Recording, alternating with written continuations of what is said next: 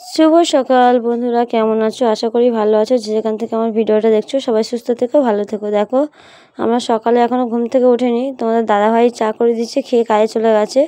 মামামরা এখনও শুয়ে আছে। আমি উঠে গেছিলাম। মামামদের ছোটো মামামটা শরীর খারাপ, তো শুয়ে আছে। দেখো, আর মিঠু এসে ডাকাডাকি করছে।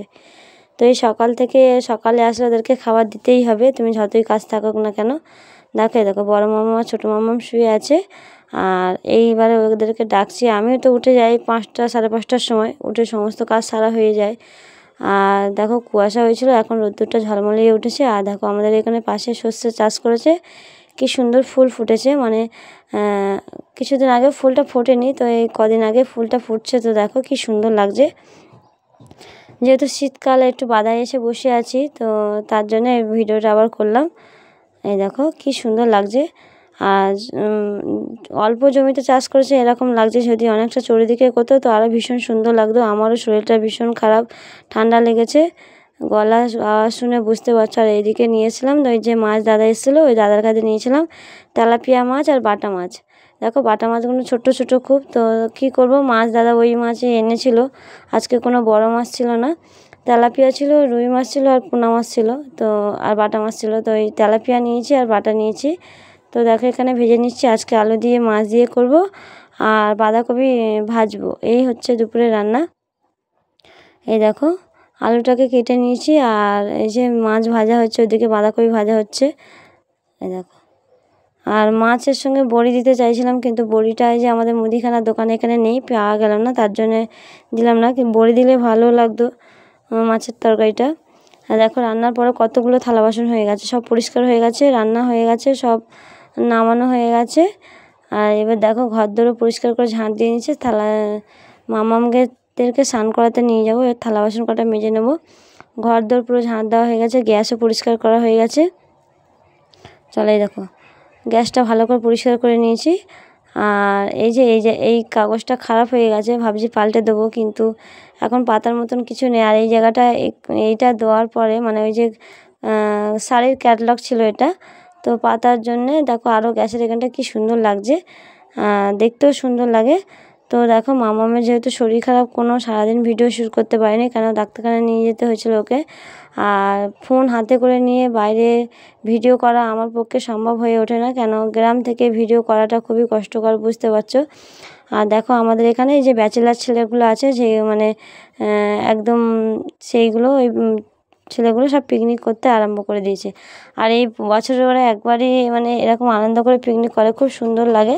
আর দেখো, আমাদের পুরো ঘরের কাছে, মানে এটা যে আমাদের ফাঁকায় বাঁধা আছে না, ওই বাঁধার মধ্যে লাইটিং টাইটিং দিয়ে ডিজে এনে মানে প্রচুর মানে সুন্দর করে করে। তো বেশ বাচ্চারাও আনন্দ করে। কোনো মেয়ে অ্যালাউ নেয় না, শুধু যে রান্না করে সে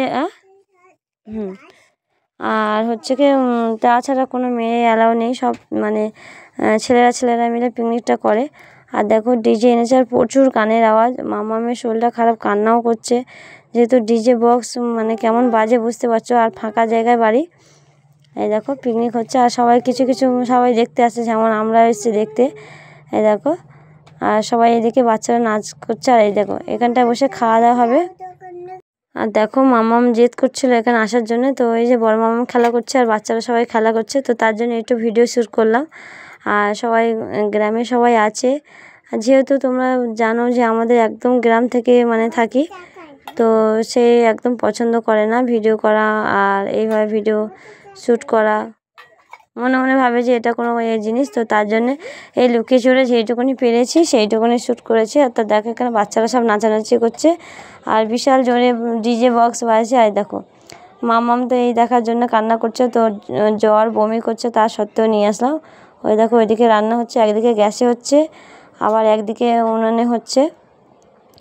মানে এই দেখো, আর কি সুন্দর লাগছে, লাইটিংটা সাজিয়েছে, সত্যি খুবই ভালো লাগে। আর ওরা এটা প্রত্যেক বছরে করে, মানে পুরো মানে ওদের যে টিম আছে, ক্লাবের যে ছেলেরা আছে, সেই সব ছেলেপেলেরা করে, আর ভীষণ আনন্দ করে। আর কিন্তু আমাদের কানের অবস্থা ভীষণ খারাপ, প্রচুর জোরে ডিজে চালিয়ে দিয়েছিল ঘরে, মানে এতটাই আওয়াজ আসলো, থাকা যাচ্ছিলো না। লাস্টে তোমাদের দাদাভাই গিয়ে আবার বারণ করে আসলো, যে একটু দাদাভাই, যেহেতু আমার বাবা হাই প্রেশারের মানুষ, তো এত আওয়াজ নিতে পারছিল না। রাত্রের দিকে আরও বেশি আওয়াজ হচ্ছিলো, এই জন্য আবার বারণ করতে গেছিলো। এই দেখো, তো তোমাদের দাদাভাই বারণ করতে গেল, বাবা বারণ করতে গেলে তারপরে একটু আস্তে মানে আওয়াজটা করে দিয়েছে। মানে চতুর্দিকে যেহেতু ফাঁকা, তো আওয়াজটা আমাদের ঘরটায় বেশি লাগে, তো সেই জন্যে বারণ করতে গেল। তো একটু ওই আবার এসে আর দাদা ওই ভাইগুলো এসে আবার একটু আস্তে করে দিল।